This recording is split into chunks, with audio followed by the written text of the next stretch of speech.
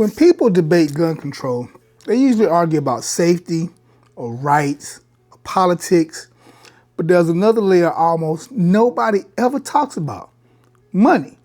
Because every law has a cost. So the real question is, who pays it and who doesn't? Let's break this down calmly and logically. We'll try. The cost of gun owners, all right?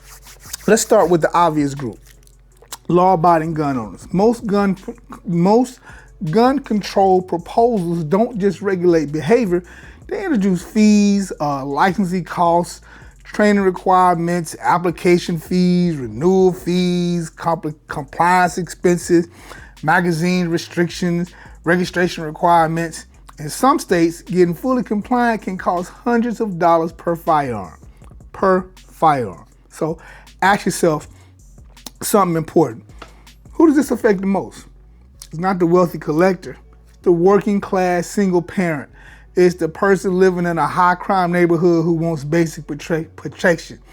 When exercising a constitutional right becomes expensive, access shrinks and costs become a gatekeeper, right?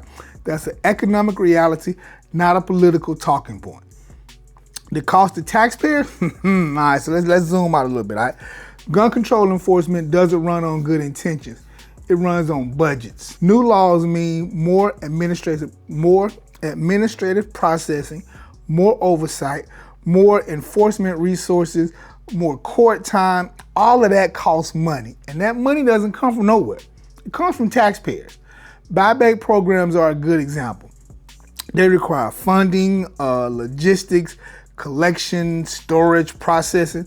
So even when well-intentioned, they're expensive. And the measurable impact is heavily debated. It's debated a lot, all right? So again, the question becomes, are we getting measurable return for the dollars being spent? That's not emotional, that's fiscal responsibility. All right, so let's think about the impact on the firearm industry, right? That's rarely mentioned. The firearm industry is not small. It supports manufacturers, distributors, local gun stores, ammunition companies, ranges, accessory makers, and the people they employ. All of those workers. Hundreds of thousands of jobs are tied directly or indirectly to the firearm industry. When regulations restrict product categories or create heavy compliance burdens, small businesses often absorb the hit first. We all know that. Small businesses don't have endless legal departments.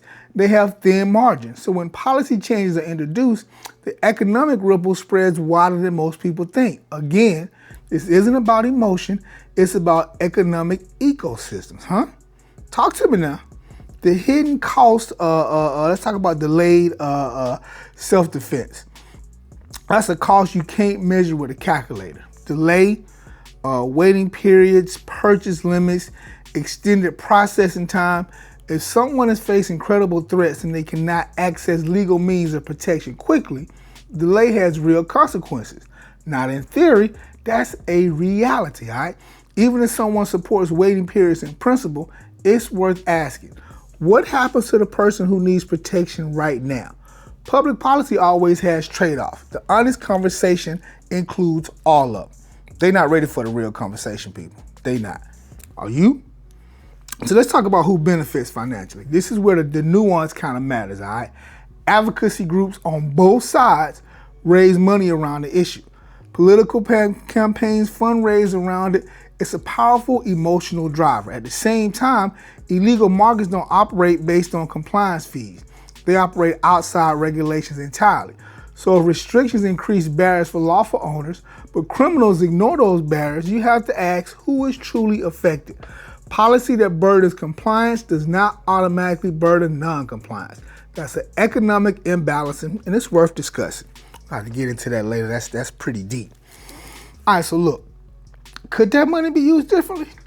Hell yeah, you damn right, all right? So this is where I think the conversation gets productive. It should get productive. So instead of arguing in circles, we need to ask better questions, all right? If billions are being spent, where would those dollars produce the greatest measurable impact? Mental health resources, community-based intervention programs, violence prevention initiatives, better prosecution of repeat violent offenders, training and resources for law enforcement, These are economic allocation decisions, all right? And economic decisions should be measured by outcomes, not slogans. We get all the fancy slogans around the gun control, scratch all that. Let's get real, people. Look, I done said a lot, but I ain't said nothing, all right? Final thoughts, every public policy has a cost. The question isn't whether gun control costs money. It does. The question is who pays, who benefits, and what measurable outcomes justify that expense. When you move the conversation into economics, emotion fades and accountability kind of becomes clear. Whether someone supports stricter gun laws or opposes them entirely, we should all agree on one thing. If taxpayer money is being spent and citizens are being financially burdened, there better be measurable results, and we know there aren't. That's not radical, that's responsible. So Doc, tell me what you think. If resources reallocated, where should they go? Drop your thoughts down below. Let me know what you think. And as always, stay informed, stay thoughtful, and stay sharp. All right, people? We'll catch you guys on the next one. Don't forget to like and subscribe.